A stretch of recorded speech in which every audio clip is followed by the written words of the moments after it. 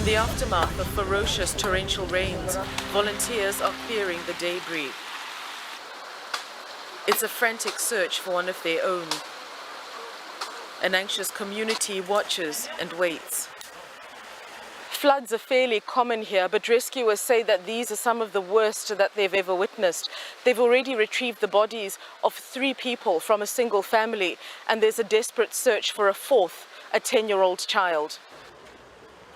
A woman thought she was driving her grandchildren away from danger and to a place of safety, but her vehicle got swept away in this river. The floods surprised many, even those who had lived here for decades. We were staying awake because of the rising river, and then around about 2 o'clock there was about 50 policemen that came up here, and then the tow trucks came in, and from about 3 o'clock they managed to drag the car out, and with one body in there.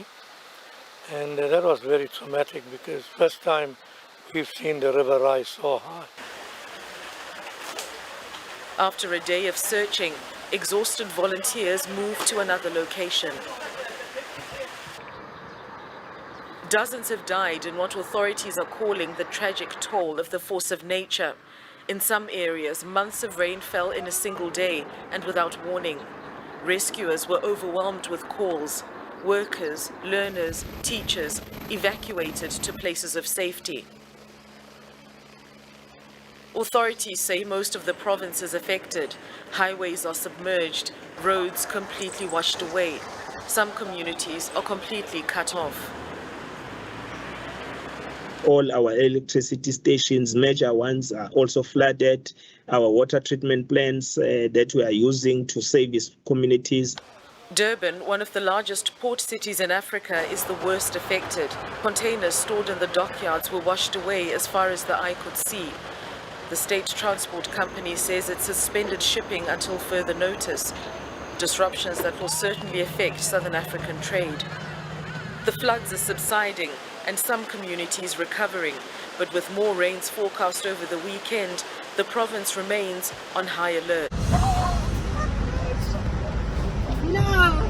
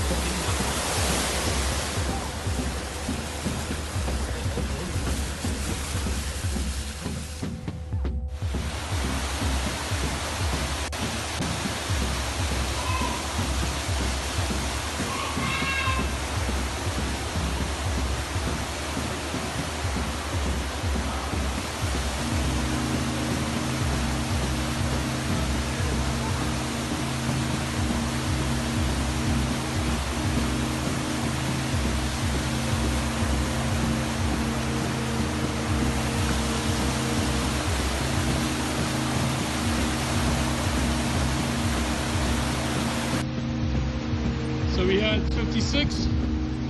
The graders wouldn't stop moving the sand, and now we are completely flooded.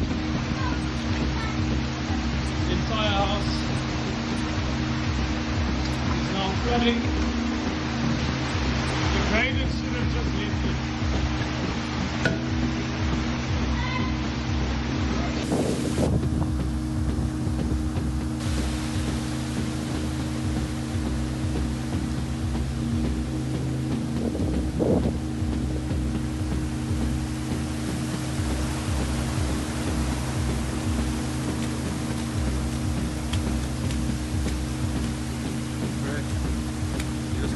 I reckon you're going to take as much Yeah. videos. I'll send everything that I've got to you because Hundreds of toppled shipping containers were sticking out of a flooded highway after days of heavy rainfall caused massive floods in the South African city of Durban. Many truck drivers who had been transiting through the country's biggest port say they were almost trapped inside their vehicles as the water rose suddenly during the night. At around 3 a.m., I felt the truck shaking, and I thought maybe somebody bumped it. But when I tried to open the curtain, I saw the water level was very high. I tried to start the truck, and after a few attempts, I managed to drive away. All across the KwaZulu-Natal province, floods and landslides wreaked havoc and devastation on Tuesday. Dozens of people were killed, a death toll that's likely to rise as rescue operations get underway. Entire roads and highways were destroyed and thousands of homes damaged, while several power stations were flooded, cutting off electricity in parts of the region. Hundreds of residents were also left stranded as they were unable to reach an overwhelmed emergency call center. Those who made it out say they've lost all their possessions. I got nowhere to go now. I got no house, I got no nothing. The situation is very, very bad. I don't know where we're going to go to sleep now. The region's disaster management agency urged people residing in low-lying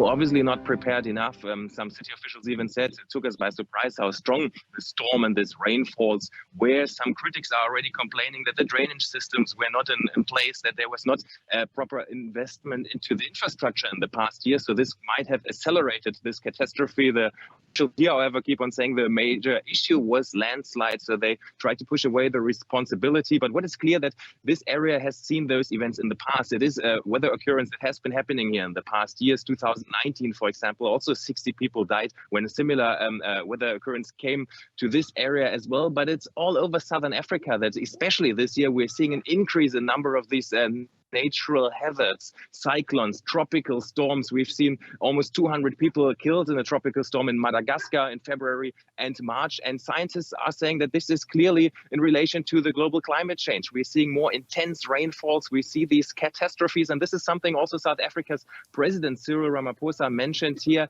He also said that this event, what we're seeing here now, is part of climate change. Right. And so what help is the government providing?